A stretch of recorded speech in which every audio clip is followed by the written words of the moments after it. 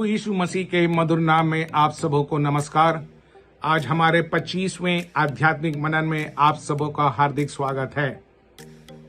पिछले 5 सप्ताह से हमने सुखी और स्वस्थ परिवार के 7 स्तंभों में से 5 स्तंभों पर मनन किया।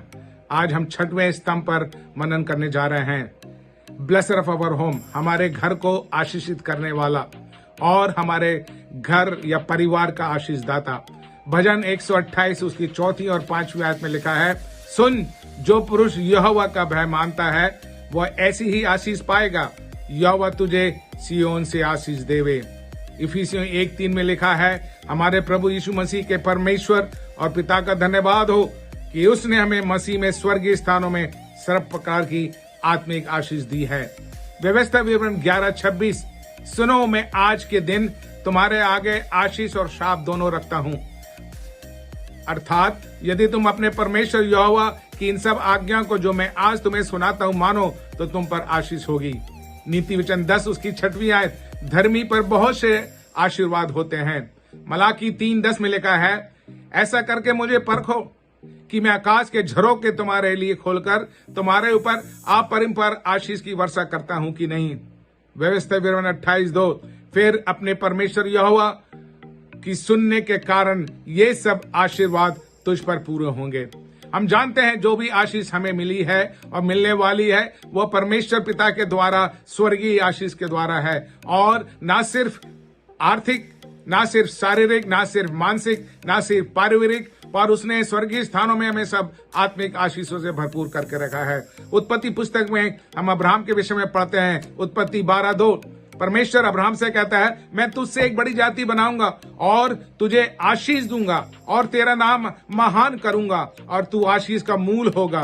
जो तुझे आशीष दे उन्हें मैं आशीष दूंगा और भूमंडल के सारे कुल तेरे द्वारा आशीष पाएंगे। परमेश्वर की आशीष पीढ़ी से पीढ़ी तक है। जिसने अब्राहम को, इसाक को, याकूब को, यूसुफ को आशीष दी, वही परमेश्वर आपको और मुझको भी आशीष देगा। आगे चलकर हम उत्पत्ति 32:26 में पढ़ते हैं, याकूब को कैसे परमेश्वर ने आशीष दी। याकूब ने कहा, जब तक तू मुझे आशीर्वाद ना दे तब तक तुझे मैं जाने ना दूंगा।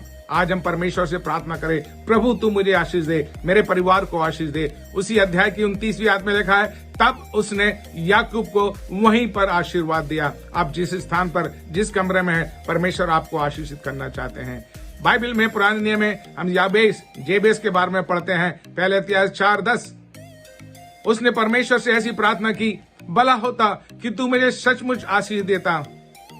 तू मुझे आशीष दे, मेरा नाम दुख है, मैं दुख की संतान हूँ, लोग मेरा परिहास करते हैं, पर मेरी तुझसे प्रार्थना प्रभु, मेरे जीवन में एक बदलाव, एक आशीष की जरूरत है। और परमेश्वर ने उसको वो दिया जो उसने उससे मांगा, उसको आशीषित किया।